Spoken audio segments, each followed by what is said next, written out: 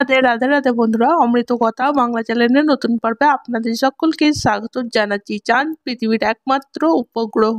আমরা সকলেই জানি চাঁদ তার নিজের কক্ষপথে ঘোরে, আবার পৃথিবীকে কেন্দ্র করে পৃথিবী চারিদিকে ঘোরে। যেমন নিজের কক্ষপথে ঘোরে, যে জন্য দিন ও রাত্রি হয় এবং সূর্যকে প্রদক্ষিণ করে সূর্যের চারিদিকে এইভাবে ঘুরতে ঘুরতে চাঁদ সূর্য পৃথিবী যখন একই সরল রেখায় চলে আসে তখনই ঘটে মজার ঘটনা। যখন সেই সরল রেখায় চাঁদ পৃথিবী এবং সূর্য মাঝে চলে আসে তখন পৃথিবী ছায়া পড়ে চাঁদ এবং এই পৃথিবীর ছায়ার জন্য চাঁদ সূর্যের আলো পৌঁছাতে পারে না, ফলে চাঁদকে কিছু সময়ের জন্য দেখা যায় না। অর্থাৎ পৃথিবী পৃষ্ঠে কোনো দর্শকের কাছে চাঁদ আংশিক বা সম্পূর্ণ রূপে কিছু সময়ের জন্য একদম অদৃশ্য হয়ে যায়। একে সংক্ষেপে চন্দ্রগ্রহণ বলা হয়ে থাকে। এই চন্দ্রগ্রহণের সময় পৃথিবী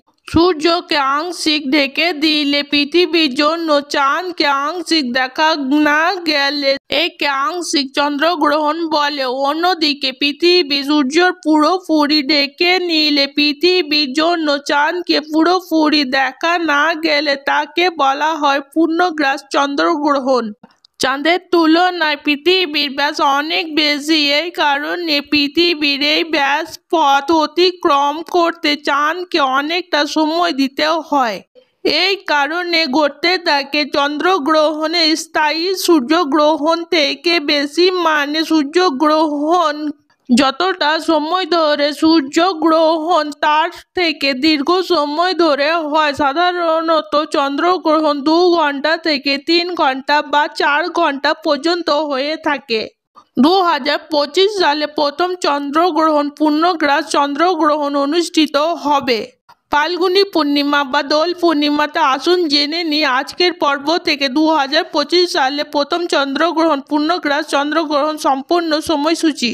এই চন্দ্রগ্রহণ কখন শুরু হচ্ছে, কখন শেষ হচ্ছে জানবো। চন্দ্রগ্রহণ কোন কোন দেশ থেকে দেখা যাবে, কোথায় কোথায় অদৃশ্য এবং কোথায় কোথায় দৃশ্য, সম্পূর্ণ তথ্য থাকবে আপনাদের জন্য। সবটাই জানবো এই ভিডিওর মাধ্যমে। ভিডিওতে যাবার আগে অমৃত কথা বাংলা চ্যানেলটিকে অতি অবশ্যই সাবস্ক্রাইব করুন, লাইক করুন, কমেন্ট করুন এবং শেয়ার করুন। আধার্মিক করে নোটিফিকেশন ঘন্টাটি বাজিয়ে দেবেন। 14 মার্চ 2025 শুক্রবার পৃথিবীতে গ্রহণ স্পর্শ বা আরম্ভ ভারতীয় সময় অনুসারে সকাল 10:29 পূর্ণগ্রাস চন্দ্রগ্রহণ পূর্ণগ্রাস আরম্ভ হবে সকাল 11:56। গ্রহণের মাঝামাঝি সময় হলো দুপুর 12:29। পূর্ণগ্রাস শেষ হবে দুপুর 1:02। গ্রহণের মোক্ষ বা সমাপ্তি হলো দুপুর 2:18। সম্পূর্ণ তথ্য ভারতীয় সময় অনুসারে এই গ্রহণ থাকবে 3 ঘন্টা 29 পর্যন্ত। গ্রহণে গ্রাস মান 1.1.83। গ্রহণে উপছায়া স্পর্শ বা প্রবেশ সকাল 9:26। উপছায়া মোক্ষ বা ত্যাগ দুপুর 3:32। গ্রহণ কোন কোন দেশ থেকে দেখা যাবে। গ্রহণ আমেরিকা, পশ্চিম ইউরোপ, পশ্চিম আফ্রিকা, প্রশান্ত মহাসাগর, আটলান্টিক মহাসাগর, উত্তর এবং দক্ষিণ ভাগের দৃশ্য।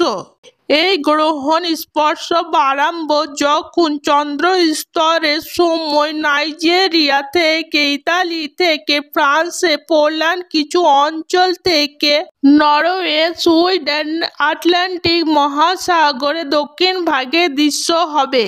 এই গ্রহণ যখন শেষ হবে সমাপ্তি হবে চন্দ্র উদয়ের সময় নিউজিল্যান্ডে, রাশিয়া পূর্বাঞ্চলে এবং প্রশান্ত মহাসাগরের উত্তর ভাগে দৃশ্য বা দেখা যাবে। ভারতবর্ষে দিন থাকায় এই সময়ে গ্রহণে অদৃশ্য হয়ে, অর্থাৎ ভারতবর্ষ থেকে এই পূর্ণগ্রাস চন্দ্রগ্রহণ বছরে প্রথম চন্দ্রগ্রহণ অদৃশ্য থাকবে। চন্দ্রগ্রহণ কি এবং কেন হয়, চন্দ্রগ্রহণের সময়সূচি তো জানলাম, জেনে নিন চন্দ্রগ্রহণ চলাকালীন আমাদের কি কি করা উচিত নয়। সনাতন হিন্দু ধর্মে গ্রহণ বিশেষ মান্যতা রয়েছে। সূর্যগ্রহণ বলুন চন্দ্রগ্রহণ, দুটি গ্রহণকে গুরুত্ব সহকারে দেখানো হয়েছে। চন্দ্রগ্রহণ চলাকালীন কোন ধরনের শুভ কাজ হিন্দু ধর্মে নিষিদ্ধ? গ্রহণ চলাকালীন বলা হয় গৃহপ্রবেশ যদি আপনারা করতে চান সেদিন করবেন না, এবং গ্রহণ চলাকালীন যে সময় রয়েছে সেই সময় তো একদমই নয়। তাছাড়া বিয়ে, উপনয়ন, অন্নপ্রাশন, জমি কেনা বেচা, নতুন ব্যবসা শুরু করা, যে কোনো ধরনের শুভ কাজ আরম্ভ গ্রহণ চলাকালীন করা উচিত নয়, এতে অশুভ হয়ে যায়। তাছাড়া গ্রহণ চলাকালে কখনো পুজো করবেন না। গ্রহণ যতক্ষণ চলছে ততক্ষণ পুজো করবেন না। গ্রহণ শেষ হয়ে গেলে আপনারা পবিত্র নদীতে স্নান করতে পারেন, এমনটা মান্যতা রয়েছে। গ্রহণের পরে পবিত্র নদীতে স্নান দান করা অত্যন্ত পুণ্য। গ্রহণের পরে আপনারা আপনাদের সাধ্য অনুসারে দান করতে পারেন। দান হিন্দু ধর্মের বিশেষভাবে মাহাত্ম্যপূর্ণ। গ্রহণ চলাকালীন পুজো করতে নিষেধ করা হয়েছে, কিন্তু ঈশ্বরের নাম আপনারা স্মরণ করতে পারেন এই সময়। এজন্য হিন্দু ধর্মে গ্রহণের বিশেষত মন্ত্র রয়েছে, যাকে গ্রহণ মন্ত্র বলে। নবগ্রহ জন্মছকে যদি কোনো খারাপ দোষ থাকে সেটির জন্য এই মন্ত্র জপ করতে বলা হয়। গ্রহণ চলাকালীন গর্ভবতী মহিলারা গ্রহণ চলাকালীন বিশেষ খেয়াল রাখবেন, আপনারা কখনো ছুরি, কাঁচি বা যে কোনো ধারালো জিনিস দিয়ে এই সময় কাজ করবেন না। গ্রহণের পরে করতে পারেন। গ্রহণ চলাকালীন কখনো পুজোর জন্য ফুল তুলবেন না। তাছাড়া তুলসী পাতাও তুলবেন না, তুলসী গাছে জল দেবেন না। গ্রহণ চলাকালীন যতক্ষণ গ্রহণ চলছে ততক্ষণ তুলসী গাছে জল একদমই দেবেন না। তাছাড়া গ্রহণ চলাকালীন সূর্যদেবকে জল অর্পণ করবেন না। তারপরে অবশ্যই করতে পারেন। আজকের পর্ব এখানেই সমাপ্ত হলো। অমৃত কথা বাংলা চ্যানেলের সঙ্গে থাকার জন্য আপনাদের অনেক ধন্যবাদ। রাধে রাধে।